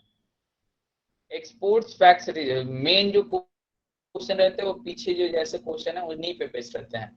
एक्सपोर्ट फैक्ट्स रिसर्च, तो एक्सपोर्ट फैक्ट्स रिसर्च किसे कहते हैं हम लोग, काउजल फैक्ट्स ऑफ रेट्रो जो एनालिसिस, जो आपका पहले हो चुका है, मतलब जो रिसर्च आपका पहले हो चुका है उसको फिर से आप लाए और फिर से उसके ऊपर रिसर्च करना शुरू किए, तो इसे हम लोग क्या कहते हैं, रेट्रोस्पेक्टिव एनालिसिस, मतलब एक्सपोर्ट फैक्ट्स रिसर्च, कि आपने उसके ऊपर ही रिसर्च फिर से शुरू किया है जो पहले रिसर्च हो चुका है। और पार्टिसिपेंट ऑब्जर्वेशन बेस्ड रिसर्च, यानी कि पहले आप क्या किसके बेसिस पे रिसर्च कर रहे हो, जो पार्टिसिपेंट ऑब्जर्वेशन है उसे आपने कलेक्ट किया है और उसके बेसिस पर आप रिसर्च कर रहे हैं, एम्फेसाइज कर रहे हो, जैसे पार्टिसिपेशन ऑब्जर्वेशन। लेकिन नाम से ही आधा चीज इसमें स्पष्ट रहता है। इम्पैक्ट असेसमेंट, यानी कि आपका इम्पैक्ट क्या पड़ा है, जैसे आपने कोई पब्लिक पॉलिसी लाई, उस पॉलिसी से आपके समाज पर, आपके जैसे कि अभी शिक्षा का आया या फिर कोई नए नए पॉलिसी जो हमेशा सरकार लाते रहती है, उससे हमारे सोशल, इकोनॉमिक, इन्वायरमेंटल इफेक्ट क्या हुए, उस पर किस तरीके से उसका असर हो रहा है, ये सारी चीजें हम किसके अंतर्गत करते हैं, impact assessment research. Hypothetico deductive method, hypothetico deductive method को एचडी मेथड भी कहा जाता है, और इसमें एक हाइपोथेसिस होती है और उसका पूरा डिडक्शन होता है, उसके ऊपर एक्सपेरिमेंटेशन होता है। तो ये जो एक्सपेरिमेंटेशन क्या हो गया, जो आप जो भी आप हाइपोथेसिस किए उसका एक्सपेरिमेंट कर रहे हो, तो ये बाद में जाके हो सकता है कि कोई दूसरा एम्पेरिकल एविडेंस में वो गलत भी साबित हो जाए, तो वो कोई दिक्कत नहीं है। जैसे यहाँ पे क्या लिखा है, can then be verified by disprove, या तो वेरीफाइड भी किया जा सकता है या डिस्प्रूव भी किया जा सकता है एम्पेरिकल एविडेंस से। तो लेकिन जो भी आपका हाइपोथेसिस है और जो भी उसका जो साइंटिफिक अप्रोच के साथ आप उसे एक्सपेरिमेंट करने की कोशिश कर रहे हो, तो उसका जो नाम दिया गया क्या है, हाइपोथेटिको डिडक्टिव मेथड। उसके बाद होगा नहीं होगा, प्रूफ होगा नहीं होगा, वो अलग बात हो गई, लेकिन अगर आप ऐसा कर रहे हो तो उसे हाइपोथेटिको डिडक्टिव मेथड कहा गया है। तो ये सारे कहीं ना कहीं छोटे छोटे पार्ट उठाए हुए हैं किसके, जैसे कि हमारा जो एक्सपेरिमेंटल रिसर्च है या ये सारी चीजें हैं, तो उसका एक छोटा छोटा ये पार्ट है।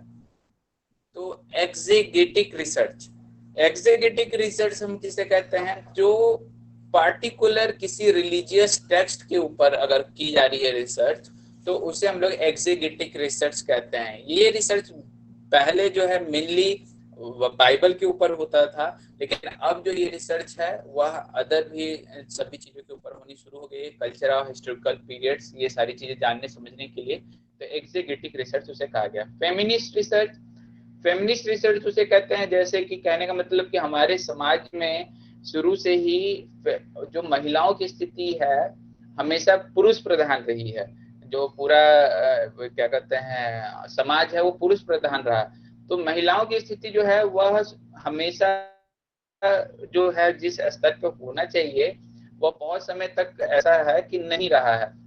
अगर उत्तर वैदिक काल की बात करें तो वहां से ये स्थितियां गड़बड़ होनी शुरू हो गई। पूर्व वैदिक काल में कहा जाता है कि फेमिनिस्ट स्थिति बहुत अच्छी थी, तो उसके पीछे जो ये पूरा का पूरा जो एक समस्या प्रेजेंट हो रहा है वो क्यों हुआ, किसके कारण हुआ, और जैसे इसके पीछे मुख्य कारण भी क्या था कि पहले हम लोग शारीरिक जो जिसकी मजबूती हुई वो अपना धाक जमाया। मुख्य रूप से पुरुषों का क्या होता है, फिजिकल स्ट्रक्चर क्या होता है, स्ट्रांग होता है, तो इसके कारण से जो है ये पुरुषों का ज्यादा ये रहा।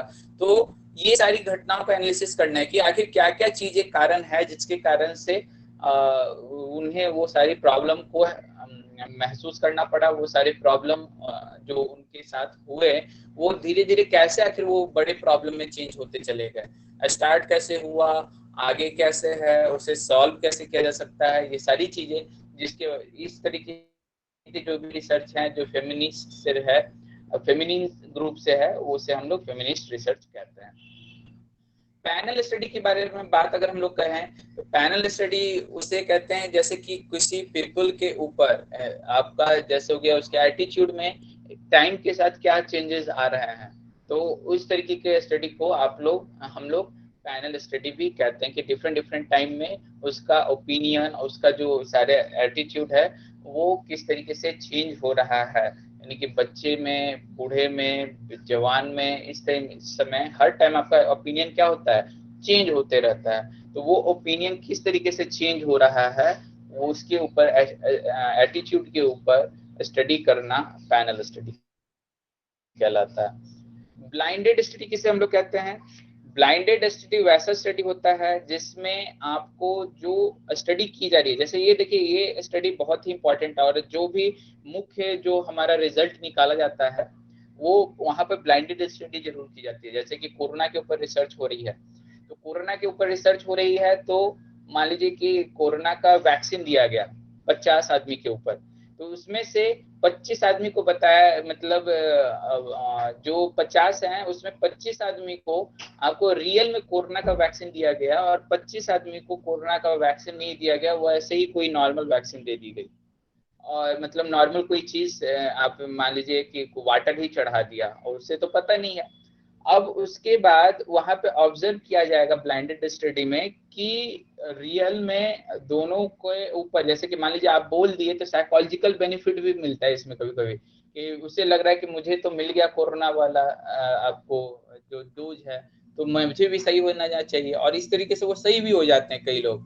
तो हमें वहां पे ये समझ में आएगा कि जो इस कोरोना के जो इससे जो जितने लोग सही हो रहे हैं वो रियल में कोरोना के वैक्सीन से ही सही हो रहे हैं या फिर अपने मेंटल थॉट के बेसिस पे भी सही हो जा रहे हैं या खुद उनका बॉडी उस तरीके से मैनेज कर ले रहा है उससे बाहर निकलने में। तो ये क्या क्या कहा जाता है, ब्लाइंडेड स्टडी। आपको पता नहीं होता है किसे क्या दिया गया है और इस तरीके से वो स्टडी चलती है। तो ब्लाइंडेड स्टडी भी दो तरीके की होती है, सिंगल और डबल ब्लाइंडेड। सिंगल ब्लाइंडेड में होता है पेशेंट को नहीं बताया जाता है, डबल ब्लाइंडेड में ना पेशेंट को बताया जाता है ना रिसर्चर को बताया जाता है, बस बीच में एक कारक होता है जो इन चीजों को करते रहता है। यानी कि रिसर्चर को भी नहीं पता होता है कि किसे दिया गया किसे नहीं दिया गया, वह केवल किसी दूसरे ग्रुप को पता होता है कि हाँ इसे दिया गया इसे दिया गया, लेकिन रिसर्चर के पास ये नॉलेज नहीं दी होती है और उसके बेसिस पे वो रिसर्च करता है। तो इससे क्या होता है कि टोटली जो ट्रीटमेंट होती है, जो रिजल्ट आता है वो फुल्ली क्या कहलाता है, किसी भी तरीके से उसमें कोई भी पार्शियलिटी होने की कोई भी संभावना नहीं रहती है। तो ये हमारा हो गया blinded study. Non experimental hypothesis testing research, ये लास्ट यहाँ पे पॉइंट है। तो non experimental hypothesis testing research किसे कहा गया है, वैसा रिसर्च जहां पर आपको मतलब एक्सपेरिमेंटल नहीं है लेकिन हाइपोथेसिस है और टेस्टिंग है। तो अगर आप इसे कहना चाहें, आप ऑलरेडी इसे पढ़ चुके हैं, तो आप बताइए अदर किस रिसर्च को ये सेम रिसर्च मतलब रिप्रेजेंट कर रहा है, क्या आप बताना सोचिए इसके ऊपर कौन सा ऐसा रिसर्च है जो non experimental hypothesis testing research है। हाइपोथेसिस और टेस्टिंग किसमें यूज हो रहा है और नॉन एक्सपेरिमेंटल भी है। देखिए मैं धीरे धीरे आपको आंसर की तरफ ले जा रहा हूँ।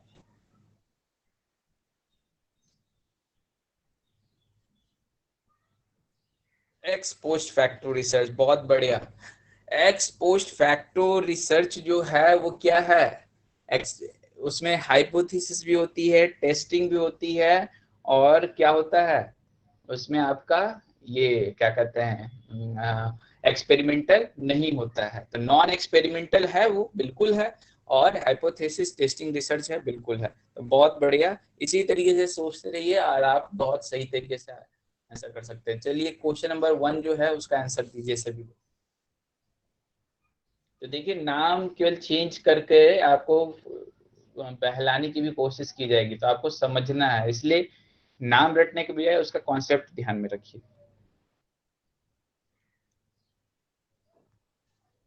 यहाँ पे पूछा जा रहा है कि research design that needs to collect factual information on a counting basis is classified, continuing basis is classified.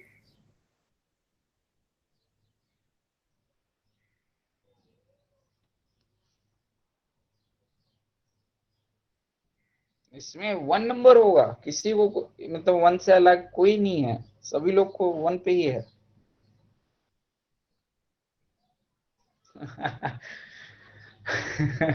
देखिए 1 पे मैंने थोड़ा सा ये होती है आपको बहलाना, 1 इज द करेक्ट आंसर, और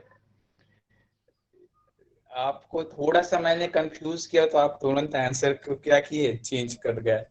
तो थोड़ा सा आपको विश्वास बनाइए अपने ऊपर, बिल्कुल सही है। इसमें प्री एंड पोस्ट डिजाइन की अभी तक हमने बात की है क्या, ऐसा कुछ और इस तरीके से डिजाइन जो होता भी है उसमें कंटिन्यूइंग बेसिस इज क्लासिफाइड, ये सब केवल आपको बहलाने के लिए ही आते हैं, इसलिए इसके लिए स्पेशल नाम है। वो क्या है? Longitudinal study design. उसमें क्या होता है, कंटिन्यू बेसिस पर आप आज लिए, फिर 10 साल बाद लिए, फिर 15 साल बाद लिए, और उसकी वजह से मैंने अभी क्या बोला था, हैरी पॉटर पे जैसे हम लोग बात कर रहे थे, इस तरीके की जो स्टडी होती है वो किसके अंतर्गत आती है, उसका साइंटिफिक नेम क्या है? Longitudinal study design. अब इसमें आप कंफ्यूज हो सकते थे 1 और 3 में, लेकिन और जो 2 हैं, डबल कंट्रोल स्टडी या फिर 2, ये सारी चीजें तो आपको इसमें कंफ्यूज होना नहीं चाहिए था। तो कोई बात नहीं, आंसर गलत, answer is 1, correct answer is 1, longitudinal study design. कोई समस्या नहीं है, मैं बार बार कह रहा हूँ, जिसका गलत होगा उससे लंबे टाइम तक याद रहेगा। और कभी आपको ये चीज ध्यान रहा है, आज भी अगर आप अपने प्रीवियस टाइम को याद कीजिए, तो जिस टाइम आपकी सबसे ज्यादा बेइज्जती हुई होगी ना, वो टाइम आपको हमेशा याद रहता है, और जो टाइम बहुत नॉर्मल हो जाते हैं वो टाइम याद नहीं रहता है। एक्चुअली क्या होता है कि बेइज्जती के टाइम में हमारा माइंड, हमारा जो पूरा वर्क है वो बहुत शानदार तरीके से काम करने लगता है, और उसको बिल्कुल अंदर में रख के रखता है कि नहीं, मुझे इसका बदला लेना है। इस तरह की बातें, बहुत सारी चीजें हमारे माइंड में आती है और हम उससे बहुत अच्छे से याद रखते हैं। तो गलत होना कभी भी गड़बड़ वाली बात नहीं है, गलत होने से इवन आपको वो याद रहेगा। और कई बार ऐसा हुआ है मेरे साथ भी कि जो चीज मेरा पहले गलत हुआ है, बाद में वो सही होगा ही बाद में, लेकिन अभी अगर सही भी कर रहे हो तो बाद में हो सकता है गलत हो जाए, इसकी संभावना ज्यादा होती है। लेकिन अभी अगर आप गलत कर रहे हो और सोच रहे हो रियल में, ऐसा नहीं कि अपने मन से तुक्का मार के, सोचने के साथ आपने गलत किया है, तो फिर आगे बाद में आपसे ये गलत नहीं होगा। तो अच्छे तरीके से कीजिए और अच्छे तरीके से आप आगे बढ़िए। तो चलिए अब हम लोग डाटा के ऊपर थोड़ा थोड़ा सा बात कर लेते हैं। सिर्फ 10 मिनट बाकी है, उसके हेल्प से हम लोग डाटा के ऊपर थोड़ा सा, क्योंकि डाटा के ऊपर ऑलरेडी हम लोग ने बात किया है, आपको अगर याद हो तो डाटा के ऊपर हम लोग बात करते हैं थोड़ा थोड़ा, और इसे बहुत ही बेसिकली कोरिलेटेड होते हैं एक दूसरे से। जैसे प्राइमरी डाटा और सेकेंडरी डाटा। प्राइमरी डाटा किसे कहते हैं हम लोग? वैसा डाटा जो आप फर्स्ट टाइम में करते हो तो उसे हम लोग प्राइमरी डाटा कहते हैं। आप हर जगह गए और इंटरव्यूज लिया, ऑब्जर्वेशन किया, खुद जा करके फर्स्ट टाइम, यानी कि जिसका पहले किसी ने कोई यूज नहीं किया है, वैसे डाटा को हम लोग क्या कहते हैं? Primary data. सेकेंडरी डाटा किसे कहते हैं? कि आपने अपने प्रोजेक्ट के लिए किसी दूसरे के प्रोजेक्ट के हेल्प से डाटा को ले लिया है, तो उसे हम लोग क्या कहते हैं? Secondary data. और टर्सरी सोर्सेज यहाँ पर एक आया, डाटा नहीं आया, सोर्सेज आया है। डाटा तो दो ही तरीके के होते हैं। टर्सरी सोर्सेज उसे कहते हैं जिसमें कि आपको जो कई बुक्स दिए हुए हैं, तो प्राइमरी सोर्स, सेकेंडरी सोर्स, उस तरह से एक टर्सरी सोर्स आता है। तो टर्सरी सोर्स में तो आपने हर जगह से आपने क्या किया, कलेक्ट किया, 10 मैथमेटिक्स से बुक उठाया और उससे आपने अपना एक नया मैथमेटिक्स का बुक बना करके सामने में प्रेजेंट कर दिया। तो अपने नाम से प्रेजेंट कर दिया तो आप थोड़ा सा क्या कर रहे हो, गोलमोल कर रहे हो, गलत एक्चुअली वो हो रहा है। लेकिन अगर आपने उसे नॉर्मल जनरल नाम से प्रविष्ट किया है, अपने नाम से नहीं, तो वो मतलब वो एक्चुअली क्या है, किसी पार्टिकुलर ऑथर का है नहीं, वो किसका है, वो सबका है। तो उस तरीके के सोर्सेज को आप क्या कहते हो? Tertiary sources. अब जैसे कि डिक्शनरी होता है, इंसाइक्लोपीडियाज होता है, इसमें आप कभी भी ऑथर का नाम नहीं देखोगे, या फैक्ट बुक होता है तो इसमें ऑथर का नाम नहीं होता है, तो इसे हम लोग क्या कहते हैं? Tertiary sources. प्राइमरी डाटा क्या हो गया? Primary data is the data collected directly from the respondent by the researcher. जैसे कि आप इंटरव्यू ले रहे हो, तो इस तरीके से जो भी आपको है, आप क्या कर रहे हो? प्राइमरी डाटा है। सेकेंडरी डाटा किसे कहते हैं? बैठा बुक पूरा पलटा और सारी चीजें आपने क्या किया, स्टार्ट कर दिया लेना, तो इसे हम क्या कहते हैं? Secondary data. अब क्वांटिटिव डाटा और क्वालिटेटिव डाटा, देखिए अभी जो पढ़ रहे हैं वो बहुत बेसिक चीजें हैं, तो इसलिए इन चीजों को मैं निकाल दे रहा हूँ यहाँ पर कि ये बेसिक चीजें हैं, आप ऑलरेडी देख चुके हो। तो क्वालिटेटिव डाटा, अभी रिसर्च की बात की हमने, एक बार डाटा की बात की थी आपको याद होगा। तो क्वालिटेटिव डाटा जो है उसमें हम लोग क्या कहते हैं, क्वालिटेटिव जो है जहां पर भी आप बात कर रहे हो क्वालिटी की, ब्लू रेड कलर की बात कर रहे हो, जेंडर की बात कर रहे हो, तो वो क्वालिटी में आ जाएगा। तो क्वालिटी की बात हो रही है तो क्वालिटेटिव डाटा, क्वांटिटी की बात हो रही है, नंबर्स में रिप्रेजेंट है, ये सारी चीजें हैं तो क्वांटिटेटिव डाटा। तो ये हो गया क्वालिटेटिव डाटा और क्वांटिटेटिव डाटा, और इनके बेसिस पे जो रिसर्च होता है वो क्वांटिटेटिव रिसर्च और क्वालिटेटिव रिसर्च होता है। अब डाटा सेट किसे कहा जाता है, तो डाटा सेट सिंपल क्या हो गया, यहाँ पे आपको दिख नहीं रहा होगा, ये डाटा क्या है बेसिकली, जैसे कि कोई भी एक्सेल सीट आपने बनाया और उसमें आपने पूरा डाटा को क्या किया, फीड कर दिया, तो उस पूरे कलेक्शन को हम लोग क्या कहेंगे, उस डाटा के कलेक्शन को डाटा सेट कहा जाता है। तो इसे ही हम लोग क्या कहते हैं, डाटा सेट, यानी कि आपने जहां से भी जो भी डाटा कलेक्ट किया है उसे एक्सेल सीट या किसी के माध्यम से आपने पूरा एक जगह प्रेजेंट कर दिया, तो उसे हम लोग डाटा सेट कहते हैं। इसके बाद दो, ये लास्ट पॉइंट आज कंप्लीट कर लेते हैं, पॉपुलेशन और सैंपल। पॉपुलेशन किसे कहते हैं और सैंपल किसे कहते हैं। तो पॉपुलेशन जो हो गया, जैसे कि आपने एक स्कूल के ऊपर आप रिसर्च करने गए, ठीक है, तो अब स्कूल के ऊपर आप रिसर्च करने गए तो वहां के लिए ये पॉपुलेशन जनसंख्या नहीं हुआ, ये पॉपुलेशन एक्चुअल में क्या हो गया, डायरेक्ट अगर हिंदी जनसंख्या यहाँ लिख तो दिया गया लेकिन एक्चुअल में ये पॉपुलेशन क्या है, तो उस स्कूल में जिस स्कूल में आप रिसर्च करने गए हो उस स्कूल के सभी स्टूडेंट जो हो गए उस स्कूल का पॉपुलेशन हो गया, ये इस तरीके से है। और अब आप सभी स्टूडेंट को तो आप सैंपल नहीं बना सकते हो, आप स्कूल के में कुछ चीज मेजर करना चाहते हो तो सभी को सैंपल बनाना क्या है, बहुत मुश्किल है। तो उन सभी स्टूडेंट में से जितने स्टूडेंट को आपने सेलेक्ट किया अपने रिसर्च के लिए, उसे क्या कहा जाएगा, सैंपल कहा जाएगा।